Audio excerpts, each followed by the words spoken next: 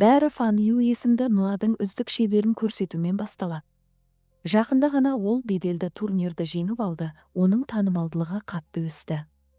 Флешбекте өткен шақта біз оның атасына барып, жауынгер болғысы келетінін мәлімдегенін көреміз. Бірақ атасы бұған мүлдем риза емес. Одан кейін біз Минге ауысамыз. Ол кіші інісі және қарындасымен бірге тұрады. Ол отбасындағы жалғыз ересек адам, өйткені ата-аналары оларды баяғыда тастап кеткен.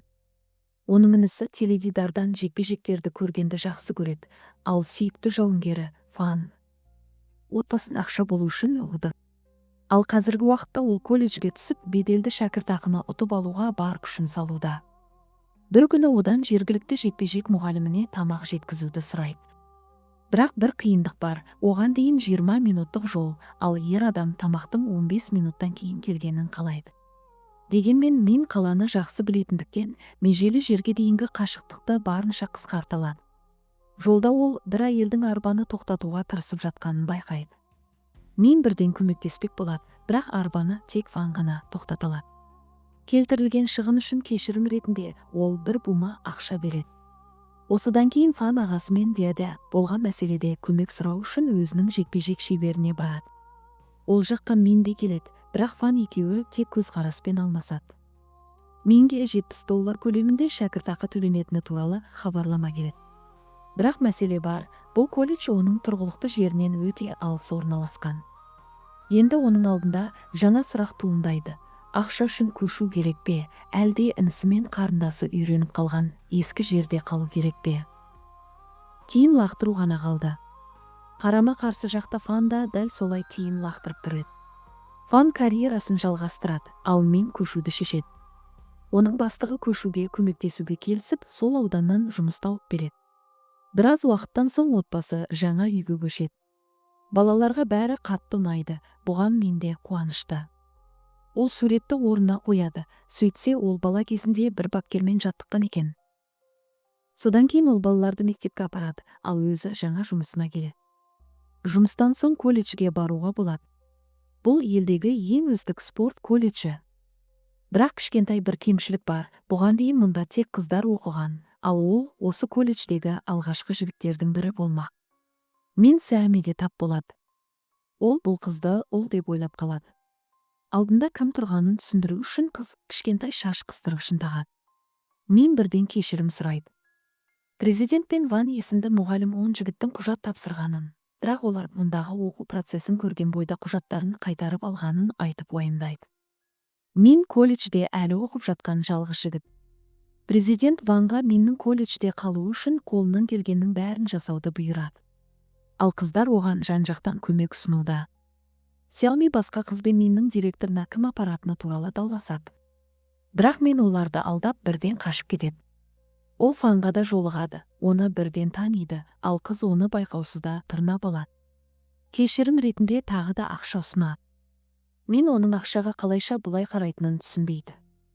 Оған ақша емес, жай ғана кешірім сұрау керек еді. Соңында ол қыздың тәрбиесі жоқ екенін айтады. Бізді сол күнге қайта апарады. Сөйтсе, ол арбаны жолда жүгіріп бара жатқан қызды құтқару үшін ғана тепкен екен. Сабақ басталады. Мин өзін жайсыз сезінеді, әсіресе бәрі оған тесіле қараған кезде. Спорт залда Сяоми Фанмен бірге жаттығу жасайды. Сөйтсе, олар ең жақын құрбылар екен.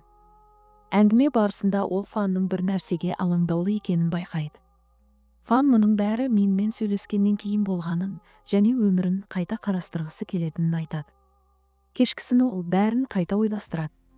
Біз өткен шаққа ораламыз, оның ата-анасы қыз бала екенін ойындағысы келмей, ол қалағандықтан оны ол сияқты тәрбиелеген екен. Тек інісі туғаннан кейін ғана оған көйлек киюге рұқсат берілген.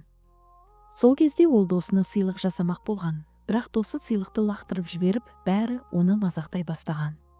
Ал Миннің үйінде інісі оянып алып, ауаны жұдырықтай бастайды.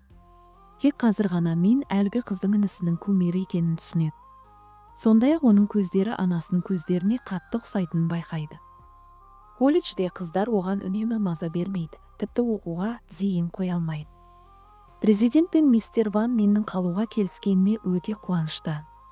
Бірақ бірнеше минуттан соң ол басқа колледжге ауысқысы келетінін айтады. Ол жақта шәкіртақы аз болса да. Бұл колледжде түрлі секциялар оқу орнының бет бейнесі болып табылады. Студенттер уақытының көбін сол жерде өткізеді. Оқушылар барлық клубтарды аралап, өздеріне ұнайтынын таңдау керек. Аралау барысында Минфан мен Сиамиді байқайды. Сондай-ақ олардың техникасы өзі үйренген техникаға өте ұқсас екенін, бейне бір сол ұстазға барғанда екенін байқайды. Кейінірек студент қыздар оны өз клубтарына тартып әкете бастайды. Олардан сәлде болса құтылу үшін ол жүзу клубына жазылуды шешеді.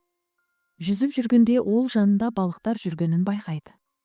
Әйел бұл клубтың келушілер аз болғандықтан таратылғанын айтады. Осы себепті ол Ванға тағы да келіп, басқа колледжге түскісі келетінін айтады. Бірақ Ван одан кетпеуін өтінеді. Алдымен ол Миннің сұлбасын суретке түсіріп, колледждегі алғашқы ерлер дәретханасының жанына іліп қояды. Бірақ бұл аздық етеді. Сонда Ван оған сауалнама қағазын береді, оны құжаттар жәшігіне салу керек. Бір кішкентай ғана қиындық бар, бұл жәшікті түгелдей бір топ қыздар күзетеді және Минге тойтарыс береді. Онда іс жүзінде мүмкіндік болмады. Сонда ол Ванға қайта оралады, ал Ван жаңа бір ұсыныс жасайды. Ол төлем мерзімін 30 жылға дейін ұзартып, пайыздық мөлшерлемені 0-ге теңестіруге уәде береді. Осылайша оның оқуы іс жүзінде тегін болады. Мин бұл ұсынысты ойлануға келіседі. Содан кейін ол душқа барады, бірақ Ванға тап болып, бірден кері қашады. Сабақтар аяқталған соң Мин жұмысқа кіріседі. Ол бір баланы бұзақылардың алып бара жатқанын байқайды. Ол бірден баланы құтқарып бұзақыларға жеткізбейді. Бірақ соның кесірінен бұзақылар Миннің өзін алып кетеді. Мұның бәрін студент қыздар көріп тұрады да Минді құтқаруды шешеді. Төбелес басталады, бұзақылардың әрқайсысы қашуға мәжбүр болады. Мин көмек үшін алғыс айтады және ақыры олармен достасуды ұйғарады. Сондай-ақ ол ешқайда ауыспай, осы колледжде қалуды шешеді. Жаңа күн туады, ол Ванның ұсынысын қабылдайды. Осылайша ол жаңа достар тауып қана қоймай, ақшасын да жақсы үнемдеп қалды.